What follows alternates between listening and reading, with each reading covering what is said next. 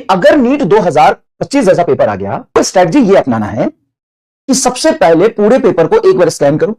जो आसान आसान के क्वेश्चन है, स्टार्टिंग के इजी क्वेश्चंस या मिड के इजी क्वेश्चंस या लास्ट के इजी क्वेश्चंस है, वो पहले करो, पूरा पेपर कंप्लीट करो, फिर आपको जो टफ क्वेश्चन मिल रहा है फिर उसको अटेम्प्ट करो।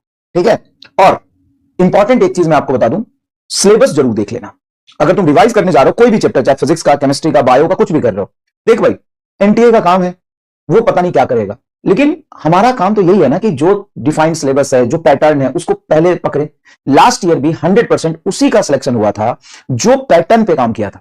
पैटर्न क्या होता है नीट का? नीट का पैटर्न सिंपल सा है, जो एनटीए ने सिलेबस दिया है उस सिलेबस का एक एक वर्ड तुम्हारा पढ़ा होना चाहिए। मतलब वर्ड जो भी सिलेबस में गिवन है वो डिटेल में तुम्हारा पूरा किया हुआ होना चाहिए, पढ़ा हुआ होना चाहिए। सबसे पहली बात, 100% पीवाईक्यू तुम्हारा किया हुआ होना चाहिए। जैसे सवाल पिछले सालों में पूछे गए हैं वो तुमको पता होना चाहिए। इतना ही अगर तुम पिछले साल ढंग से कर लिए रहते तो कॉलेज में होते कि नहीं होते? हाँ या ना में बता।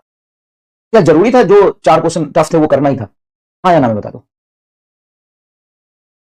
हाँ या ना में बता दो। तो बात यह है कि पैटर्न फिक्स है, तरीका फिक्स है, हमें अच्छे से पढ़ना है ना। और टेस्ट सीरीज से जज मत करो अपने आप को। टेस्ट अगर टफ बन रहे हैं तो उसमें 130, 120, 140 नंबर ठीक है।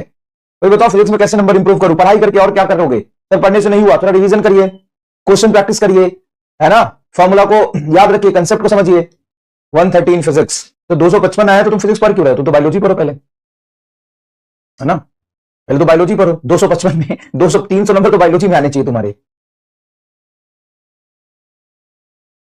और हर चीज में समय लगता है थोड़ा सा।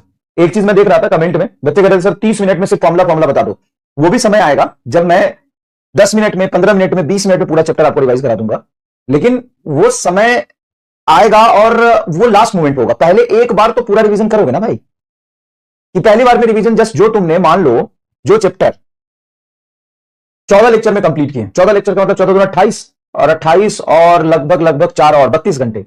तो 30 से 32 घंटे में जो तुमने लेक्चर कंप्लीट किए हैं, जो चैप्टर कंप्लीट किए हैं, जो थ्योरी पढ़ा है 32 घंटे में, उसको तुम क्या चाहते हो? कितने दिन में रिवाइज हो जाना चाहिए? 20 मिनट में?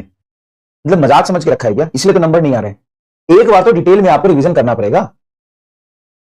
मिस्टर फिजिक्स सफिशिएंट है या पीवाई अलग से करना है? उसमें नीट और जेई सारे पीवाई क्यों इंक्लूडेड है, तो अलग से क्यों करना है? ठीक है। तो देखो, पहली बार में आप जल्दीबाजी करोगे ना तो फिर वही रह जाओगे जहां तुम हो। हमें जल्दी जल्दी करना है लेकिन जल्दीबाजी नहीं करना, ये स्टेटमेंट अपने दिमाग में बिठा लो।